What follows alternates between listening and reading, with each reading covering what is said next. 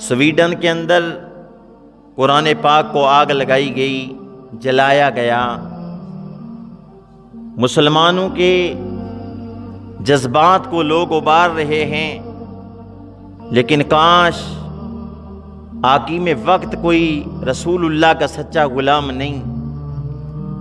اگر غلام ہوتا کبھی برداشت نہ کرتا کہ میرے نبی کا زندہ معجزہ رب کا قرآن، مسلمانوں کی کتاب، اور اس کو جلایا جائے۔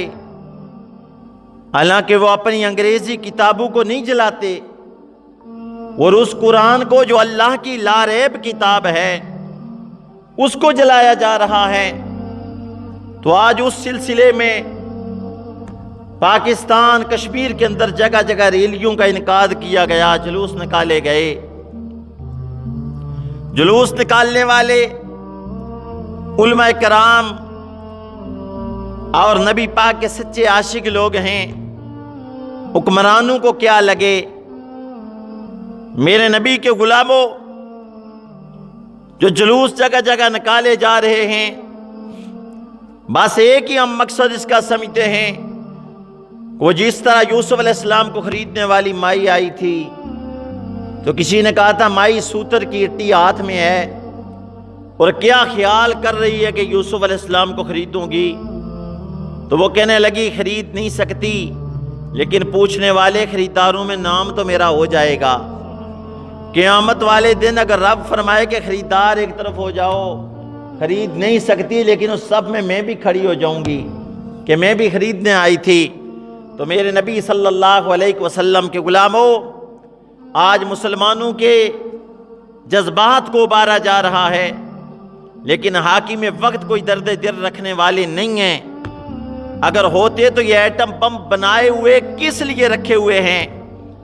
آج جب قرآن کی بے حرمتی، رسول اللہ کی کارٹون بنائی جاتی، تو اگر اللہ سے کوئی ڈرنے والا ہوتا، نبی کا سچا غلام، پھر کبھی بھی ایٹم بم نہ رکھتا، یہ مار دیتا اس پورے ملک میں، اور نبی کے گستاخ اور قرآن کی بے حرمتی کرنے والوں کو تباہ برباد کر دیتا۔ لیکن کاش کہ کوئی حاکم وقت نبی کا سچا غلام نہیں ہے، برائے نام کلمہ پڑھنے والے ہیں، لیکن یہ پوچھیں ہم سب سے ہوں گی، ہم سب نے اس کا جواب دینا ہے کہ تم انتخاب کیوں نہیں کر سکے؟ اس وقت تم کہتے ہو مولویوں کا سیاست سے تعلق ہی نہیں، مولویوں کو کیوں ووٹ دیں؟ وہ ہمارے ایک ساتھی لبیک والے، جن سے بار بار اسی جگہ کا ایک نوجوان کہہ رہا تھا کہ تھانے تک مولویوں کی رسائی نہیں، مولوی عدالتوں تک نہیں جا سکتے، ان کو کوئی نہیں جانتا، اور تم کیوں مولویوں کو ووٹ دے رہے ہو؟ تو مجھ سے جب اس ساتھی نے کہا تو میں نے اس سے کہا اس کو جواب دے، تجھے اس عدالت کا خوف ہے لیکن رب کی عدالت کا خوف نہیں، جہاں کوئی کسی کی سفارش نہیں کرے گا۔ تجھے اس عدالت کا ڈر نہیں کہ میدان معاشر بھی لگنے والا ہے، وہاں بھی جواب دینا ہوگا۔ وہ اس سے تو ڈراتا ہے، ذرا اس میدان کا منظر بھی بیان کر۔ تو میرے رؤوف الرحیم نبی کے غلاموں، ہم جو گنگے بہرے بن جاتے ہیں اس وقت، لیکن اللہ کی عدالت میں اس کا سخت جواب دینا ہوگا کہ 5-5 10-10 ہزار میں فروخت ہونے والے، دیکھ تجھے ہم نے کتنی محنت سے بنایا ہے، کس طرح تیرے اعضاء بنائے ہیں، تو اپنا کل مل 5 یا 10 ہزار لگا رہا ہے، تو تمہیں جواب دینا ہوگا اس بات کا۔ تو میرے رؤوف الرحیم نبی صلی اللہ علیہ وسلم کے غلاموں، انہوں نے قرآن سامنے جلایا گیا، اس کو آگ لگائی گئی، لیکن کل قیامت کے دن ہم اس کا جواب کیا دیں گے؟ سرکار دو جہاں صلی اللہ علیہ وسلم کے غلاموں، 3 چیزیں دنیا میں فرمایا نبی ہیں۔ ایک ظالم کے دل میں اللہ کا قرآن، اگر اس کو کوئی آیات یاد ہیں تو فرمایا اس کے دل میں جو قرآن کی آیتیں ہیں وہ بھی اجنبی ہیں، جس طرح کوئی اجنبی بندہ آ جائے۔ تو دوسرا فرمایا بری قوم کے اندر نیک بندہ بھی اجنبی ہے۔ اور تیسری چیز جو فرمائی گئی، فرمایا ایسے گھر میں رب کا قرآن جس میں اس کی تلاوت نہ کی جاتی ہو، صرف برکت کے لیے لوگوں نے رکھا ہو، فرمایا یہ بھی اجنبی ہے۔ حالانکہ قرآن پڑھنے کے لیے آیا ہے، قسمیں اٹھانے کے لیے نہیں، یا صرف طاق میں رکھنے کے لیے نہیں، بلکہ اللہ کا قرآن پڑھنے کے لیے نازل ہوا کہ مومنو اس کی تلاوت کرو، اس سے ہدایت حاصل کرو۔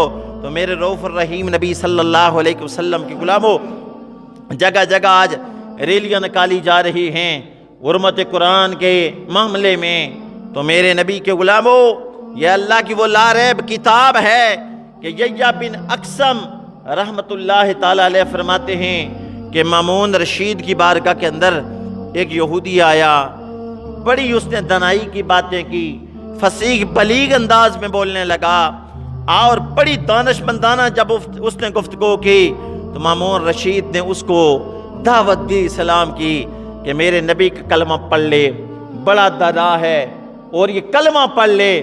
انکار کر گیا، کہنے لگا میں دین اسلام کو قبول نہیں کرتا، کلمہ نہیں پڑھتا۔ تو وہاں سے جب چلا گیا تحقیق کرنے لگا، سرچ کرنے لگا، کیوں مجھے اس نے اسلام کی دعوت دی؟ اس نے کیا کیا؟ یہودیوں کی جو کتاب ہے تورات، وہ اس نے خریدی، اس کے اندر کوئی تبدیلی کی، کوئی نسخے اس نے تیار کیے، تیار کرنے کے بعد یہودیوں کے ہاں چلا گیا اور یہ ان کو دی، کہنے لگا یہ تورات لے لو۔ ان لوگوں کو کوئی پتہ نہ چلا، انہوں نے واہ واہ تعریفیں کرنا شروع کر دی، وہ پھر خرید لی۔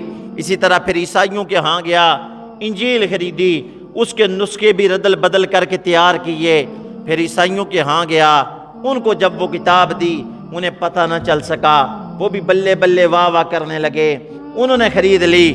پھر اس کے بعد قرآن پاک خریدا، خریدنے کے بعد اس میں بھی کچھ رد و بدل کے پھر مسلمانوں کے ہاں گیا کہ جماعت کی، انہیں جب دینے لگا انہوں نے پڑھا، پڑھنے کے بعد واپس کر دیا۔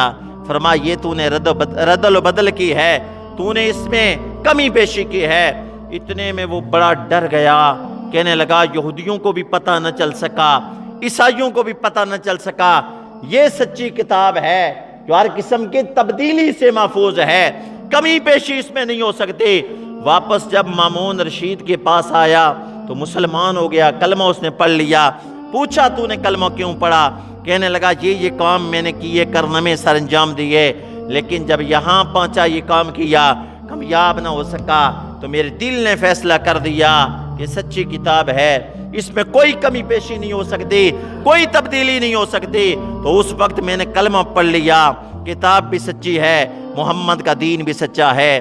اور جب میرے آقا پہ قرآن نازل ہوا، عربج جو لوگ تھے، عرب کے بڑے فصیح و بلیغ، ان کی بڑی بڑی دانائی تھی، بڑے تیز تراز لوگ تھے، ان لوگوں نے کہا کہ یہ کلام جو ہے اللہ کا نہیں ہے، محمد خود رات کس سے کہانیاں جوڑتا رہتا ہے، صبح کہتا ہے کہ اللہ کا کلام نازل ہوا، اس کی طرف سے آیا ہے، ان ھذا الا اساطیر الاولین، کبھی تو وہ کہتے ہیں اگلوں کی کہانیاں ہیں۔ جب ایسی باتیں کرنے لگے تو رب کائنات نے فرمایا وَإِن كُنتُمْ فِي رَيْبٍ مِّمَّا نَزَّلْنَا عَلَىٰ عَبْدِنَا، فرمایا اس میں اگر تمہیں کوئی شک ہے جو ہم نے اپنے بندہ خاص پہ نازل کیا، فَأْتُوا بِسُورَةٍ مِّن مِّثْلِهِ، اس کی مثل ایک صورت تم لے آؤ، تم عربی لوگ ہو، عرب کے رہنے والے ہو، اپنی زبانوں پر بڑا ناز ہے، تو اگر یہ بندے کا کلام ہے تو اس طرح کا کلام تم بھی لے آؤ۔ تو کون لا سکتا ہے اللہ کے کلام کی طرح؟ اب دیکھیے، ایک ہے یہ ٹیوب لائٹ، یہ صرف بلب ہے انرجی سیور، ایک یہ ہے، اور ایک ہے جگنو۔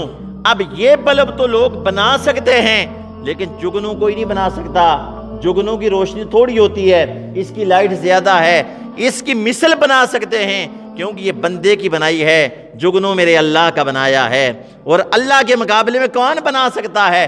اب دیکھیے، ایک ہے جہاز اور ایک ہے تتلی۔ جہاز تو بڑی اونچی پرواز کرتا ہے، تتلی کی پرواز کم ہے۔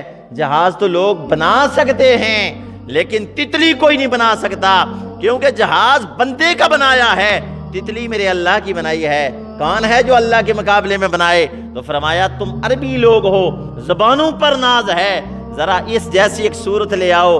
کلام 114 صورتیں تو مشکل بات ہے، ایک صورت چھوٹی سی لے آؤ۔ سورہ پھر کوثر جب نازل ہوئی تو کعبے کے دروازے پر لکھی گئی، یہ پھر وہاں لٹکائی گئی۔ اسی طرح وہ بڑے بڑے شاعر تھے، انہوں نے بھی اپنے قصیدے لٹکائے تھے۔ تو ایک جب ان کا شاعر آیا، اس نے کیا کیا، پڑھنے لگا، ٹک ٹکی لگا کر دیکھنے لگا، سارے قصیدے پڑھے۔ جب سورہ کوثر پڑھی، دیکھے میرے اللہ کا انداز، اِنَّا أَعْطَيْنَاكَ الْكَوْثَرَ، फस्वल्लि लिरब्बिका वन्हर इन्न शानिअका हुवल अबतर अलम नशरह लका सदरक व वदअना अन्का विज़रक अल्लज़ी अनक़ज़ ज़हरक व रफ़अना लका ज़िक्रक तब्बत यदा अबी लहबिन व तब। देखिए किस तरह अल्लाह का अंदाज है, अल्लाह के कुरान का किस तरह अंदाज है, किस तरह बयान हो रहा है। तो मेरे नबी के गुलामों वो शायर टिक टिकी लगा के देखने लगा, देख कर कहने लगा कि ये बंदे का कलाम नहीं है, इस कलाम जैसा मैं कहाँ से लाऊं, ये बंदे का नहीं है, अल्लाह का कलाम है। तो इस कलाम जैसा कोई कलाम न ला सका। मुसलमा कज़्ज़ाब ने जब नबूवत का दावा किया, नबूवत का दावा किया कि मैं भी नबी हूँ, और उसका एक मानने वाला हवारी कहने लगा कि नबी तो तू बन गया है, लेकिन कलाम जैसा कलाम तो ले आ, मोहम्मद पे नाजिल होने वाले कुरान जैसा कोई कुरान तो ले आ। उसका एक गुरु था, उसने सोचा बड़े बड़े इनाम मिलेंगे, उसने सूरत पढ़ी अल-कारिया, खटखटाने वाली, खड़खड़ाने वाली, दिल दिला देने वाली। मल-कारिया क्या है खटखटाने वाली, वमा अदराक मल-कारिया, आप क्या जाने क्या है खटखटाने वाली। उसने क्या किया, रात भर सोचता रहा क्यों ना कोई सूरत तैयार करूं। उसने क्या किया, उसने कहा अलफील मलफील वमा अदराक मलफील। उसी का एक साथी था, उसने कहा ये क्या सी बातें कर रहा है, अलफील हाथी, वो हाथी कौन नहीं जानता, हाथी क्या होती है। भाई दो कान होते हैं, एक आगे सूंड होता है, चार टांगे होती हैं, तो वो तो रब का कुरान है अल-कारिया, खटखटाने वाली। बंदा डर जाता है, ये तो कैसी बातें करता, अलफील मलफील, वो हाथी को कौन नहीं जानता। वो डर गया, कहने लगा पूरी रात बनाता रहा, ओए तूने मेरी बात ही नहीं सुनी। उसने कहा ये रब का कलाम है, किसकी जरूरत है कि अल्लाह के कलाम के मुकाबले में कोई बंदा कलाम ला सके। तो मेरे रऊफ़ुर रहीम नबी सल्लल्लाहु अलैहि वसल्लम के गुलामों, रब्बे कायनात ने फरमाया फ़अतू बिसूरतिम मिन मिस्लिह वदऊ शुहदाअकुम, फिर चैलेंज को वसी कर दिया, एक सूरत ले आओ, वदऊ शुहदाअकुम मिन दूनिल्लाह, अल्लाह के सिवा सारे हमायतियों को बुलाओ लाओ, और इस जैसा कलाम लाओ, इन कुंतुम सादिकीन, अगर तुम सच्चे हो। फिर आगे फरमाया फ़इल्लम तफ़अलू वलन तफ़अलू, चारा कर लो जितना चारा कर सकते हो, लेकिन फरमाया फ़इल्लम तफ़अलू वलन तफ़अलू, इस जैसा ला ही नहीं सकते। पहले फरमाया लाओ, आगे फरमाया वलन तफ़अलू, ला ही नहीं सकते। आगे फरमाया फत्तकुन नार अल्लती, उस आग से डरो, फत्तकुन नार अल्लती वक़ूदुहा अन्नास वल हिजारा, जिसका ईंधन आग, जिसका ईंधन, जिस आग का ईंधन फरमा आदमी और पत्थर हैं, उस आग से डरो। उइद्दत लिल काफिरीन, मुसलमानों के लिए नहीं, फरमा काफिरों के लिए अल्लाह ने तैयार कर रखी है। लेकिन उस लारैब कलाम जैसा किसके अंदर जुर्रत है कोई कलाम लाए, उस जैसा कलाम कोई नहीं ला सकता। सरकार के सहाबी अबू हुरैरा रदी अल्लाह ताला अन्हु, बुखारी शरीफ के अंदर हदीस पाक है, कहते हैं जब माल गनीमत आया तो अल्लाह के रसूल ने मेरी ड्यूटी लगाई, फरमाया यहाँ तूने पहरा देना है, कोई चुरा कर ना ले जाए, यहाँ से चोरी ना हो जाए, गल्ला कोई छुपा कर ना ले जाओ। अबू हुरैरा रदी अल्लाह ताला अन्हु खड़े हैं, पहरा दे रहे हैं।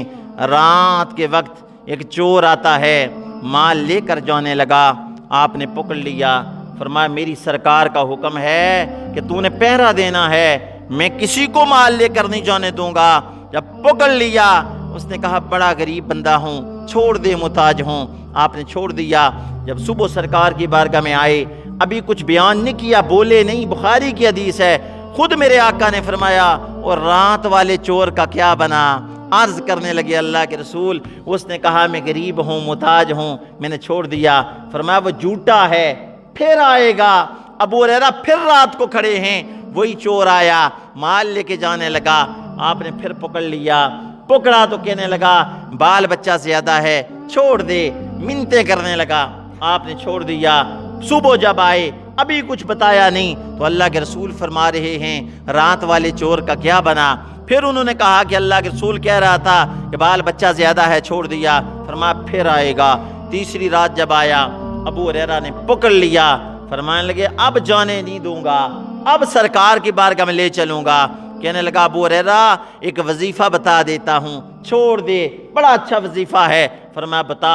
اس نے کہا آیت الکرسی پڑھ کے بندہ سو جائے تو اللہ فرشتے بھیج کر اس کے گھر کی حفاظت کرتا ہے، کوئی چور چوری نہیں کر سکتا، کوئی اس کے محلے سے چوری نہیں کر سکتا، اس کا مال محفوظ ہو جاتا ہے، پھر اللہ کے چوکیدار آ جاتے ہیں اس کے گھر کے اندر۔ تو میرے نبی کے غلاموں، ابو ہریرہ جب سرکار کی بارگاہ میں آئے، عرض کرنے لگے اللہ کے رسول صلی اللہ علیہ وسلم، وہ چور آیا تھا پکڑا، تو اس نے کہا کہ مجھے چھوڑ دے، وظیفہ بتاؤں گا۔ تو اس نے مجھے وظیفہ بتایا، تو اللہ کے رسول نے فرمایا ابو ہریرہ تھا وہ جھوٹا، لیکن بات بڑی سچی بتا گیا کہ کوئی بندہ آیت الکرسی پڑھے تو اس کی اللہ کے فرشتے آ کر حفاظت کرتے ہیں، گھر کی چوکیداری نگرانی کرتے ہیں۔ تو میرے رؤوف الرحیم نبی کے غلاموں، سرکار نے فرمایا تمہیں پتہ وہ کون تھا؟ کہنے لگے مجھے نہیں پتا۔ فرمایا وہ شیطان تھا، لیکن بات بڑی سچی بتا گیا، خود جھوٹا تھا۔ یہ قرآن لا ریب کتاب ہے، ہماری زندگی کے لیے ایک ہدایت ہے۔ تو میرے رؤوف الرحیم نبی صلی اللہ علیہ وسلم کے غلاموں، اس کے ساتھ جو پیار کرتے ہیں، اس کی تلاوت کرتے ہیں، فرمایا وہ دونوں جہانوں کی عزتیں پا جاتے ہیں۔ لیکن ہم نے کیا کیا؟ بس ایک غلاف کپڑے کا بنایا، اس میں ڈال کر اس کو گھر میں رکھ دیا۔ کتنے گھروں میں ہم جب جاتے ہیں نا، سورہ انبیاء پڑھنا پڑتی ہے، ختم کے ساتھ سورہ انبیاء، تو وہ دیکھتے ہیں بوسیدہ ہو چکا ہوتا ہے، گرد و غبار بھی اس پر صاف کرنے والا کوئی نہیں ہے، وہاں تو جلایا جا رہا ہے۔ رب پوچھے گا مسلمانوں تم نے اس کی کتنی قدر کی ہے؟ شہروں کے اندر دیکھیں، وہ چھوٹے چھوٹے ڈبے سے لگے ہوتے ہیں، کوئی درخت کے ساتھ، کوئی دیوار کے ساتھ، تو کیا لکھا ہوتا ہے؟ مقدس و راگ اس میں ڈالو۔ یہ نہیں لکھا ہوتا ہے کہ موٹر سائیکل کی جو چابی ہے وہ ڈالو، کاپی پینشن کی ڈالو، نہیں، مقدس و راگ ڈالو۔ بھائی مقدس و راگ کے لیے وہ ڈبے، وہ کسی پینشن کی کاپی کے لیے نہیں ہے، موٹر سائیکل کے لائسنس کے لیے نہیں ہے، چابی کے لیے نہیں ہے، بس مقدس و راگ کے لیے۔ دیکھیں ہم نے یہ کوئی کارنامہ سر انجام دیا، اس کی قدر ہم نے یہی ڈالی، یہی قدر کی رب کے قرآن کی، کہ قرآن ادھر پڑا ہے، جب شہید ہو جائے تو اس کے لیے وہ ڈبے ہیں، باقی ہر شے کے لیے ہم اچھا بندوبست کرتے ہیں، لیکن اللہ کے قرآن کے لیے کوئی اچھا بندوبست نہیں کیا۔ میرے رؤوف الرحیم نبی صلی اللہ علیہ وسلم کے غلاموں، عقائد پڑھ رہا تھا کہ ایک بندہ جا رہا تھا، اپنے گدھے پہ بیٹھا تھا، اور اس کی وہ کل کمائی گدھا ہی تھا، اس پہ وہ دن بھر مزدوری کرتا۔ جب جا رہا تھا رستے سے گزر کر، اس کو ایک پتھر ملا، بڑا چمکیلا پتھر تھا۔ اس نے کیا کیا؟ وہ ایک کپڑے میں باندھا اور اپنی سواری کے گلے میں ڈال دیا، جس طرح وہ تویز بنا کے ڈالا جاتا ہے، کیونکہ گدھا اس کی کل کمائی تھی، پتھر سونا لگتا تھا، تو اس نے گدھے کے گلے میں ڈال دیا۔ ڈال کر جب آگے گیا بازار میں، کسی نے دیکھا وہ پتھر عام پتھر نہیں ہے، اس کے سامنے تو چمکیلا پتھر تھا، لیکن اصل میں وہ ہیرا تھا۔ اس جب جوری نے دیکھا، اس نے کہا 1,00,000 روپیہ تجھے دوں گا، یہ مجھے دے دے۔ اس نے 1,00,000 کے عوض وہ ہیرا اس کو دے دیا۔ جب اس کو دے دیا تو وہ ہیرا جب اس جوری نے اپنے ہاتھ کی ہتھیلی تلی پہ رکھا، فوراً یعنی مٹی بن گیا، سجی بن گیا۔ جب یہ بن گیا تو وہ جوری بول کر کہنے لگا کہ گدھے کے گلے میں ٹھیک تھا اور میرے ہاتھ پہ ٹھیک نہیں تھا، ادھر تو صحیح سلامت تھا، ادھر مٹی بن گیا۔ تو اس سے آواز آئی کہ وہ تو قدر نہیں جانتا تھا، تو قدر جانتا تھا، تو نے میرا ملک کون سا ڈالا ہے؟ وہ 1,00,000 ہیرے کی قیمت ہے، تو نے کون سا میرا ملک ڈالا ہے؟ اس لیے یہاں میں مٹی ہو گیا ہوں۔ اور رب پوچھے گا کہ سویڈن والے، انہیں تو نہیں پتا تھا کہ یہ کیسی کتاب ہے۔ او مسلمانوں، تم نے قدر کون سی کی ہے؟ تمہارے گھروں میں پڑھا تھا، تم نے کتنا بچوں کو پڑھایا ہے؟ وہ انگریزی تو بچے اچھے اچھے اسکول میں پڑھیں، لیکن جناب والا رب کا قرآن پڑھانا بھی بچوں کو گوارا نہ کیا۔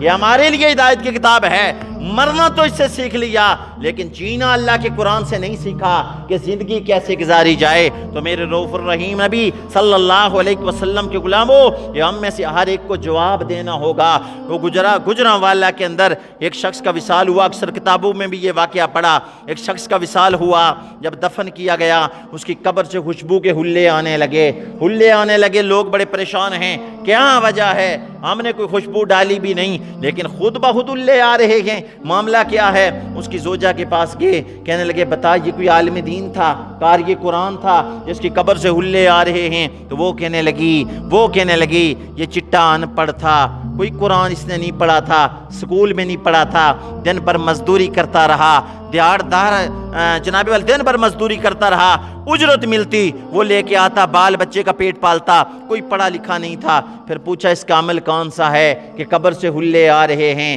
کہنے لگی اس کا عمل ایک ہی ہے، صبح وضو کرتا تھا، قرآن نہیں آتا تھا تو پڑھنے والوں کو دیکھ کر یہ بھی کھول دیا کرتا تھا، کہا کرتا تھا انگلیاں پھیر کے یا اللہ نہیں پتا کیا لکھا ہے، لیکن جو ہے وہ حق ہے، وہ سچ ہے، کیونکہ تیرا کلام ہے، لا ریب ہے، بے مثال ہے۔ فرمایا یہ عمل اس کا اللہ کو پسند آیا، اس لیے قبر سے خوشبوئیں آ رہی ہیں۔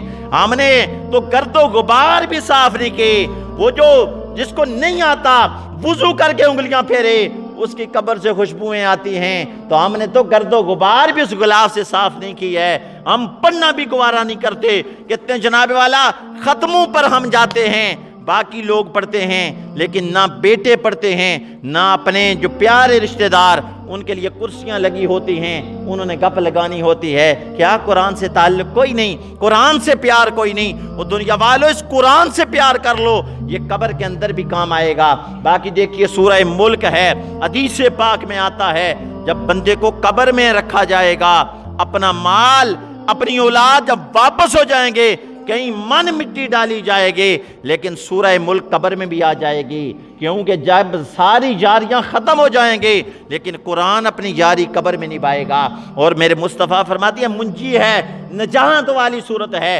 جھگڑا کرے گی اور عذاب کو روکے گی۔ جب عذاب کو روکے گی تو قیامت والے دن بھی سفارش کرے گی۔ فرما اس وقت تک سفارش نہیں روکے گی جب تک پڑھنے والے کو جنت میں نہ پہنچا دے، پڑھنے والے کو جنت میں پہنچائے گی پھر سفارش کرنا بند کر دے گی۔ تو میرے نبی کے غلاموں، یہ قرآن ایسی کتاب ہے جو قبر کے اندر بھی کام آتی ہے، اس دنیا میں بھی بندے کو عزتیں دیتی ہے۔ جو پڑھنے والا ہے فرما اگر مانگ نہ بھی سکے تو اللہ اس کو دونوں جہانوں کی عزتیں عطا فرماتا ہے، بن مانگے ہی اللہ دیتا رہتا ہے۔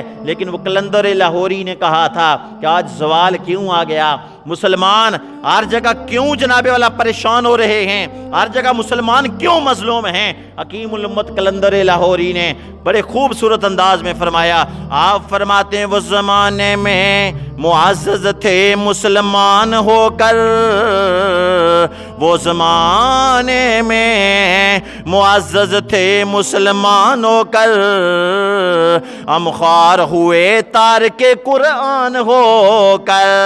آپ فرماتے ہیں آج جو ذلیل و خوار ہو رہے ہیں یہ صرف وجہ یہی ہے کہ ہم نے قرآن چھوڑ دیا ہے، اس لیے ہمارے قرآن کو جلایا جا رہا ہے، قرآن کی بے حرمتی ہو رہی ہے۔ یہ ایک ہی وجہ ہے کہ ہم نے قرآن چھوڑ دیا ہے، اس سے اپنا تعلق توڑ لیا ہے، اس سے منہ موڑا ہے، اس سے مسلمان جگہ جگہ ذلیل و خوار ہو رہا ہے۔ اللہ سے دعا ہے جو کچھ بیان کیا اس پر مالک عمل کرنے کی توفیق عطا فرمائے۔ وما علینا۔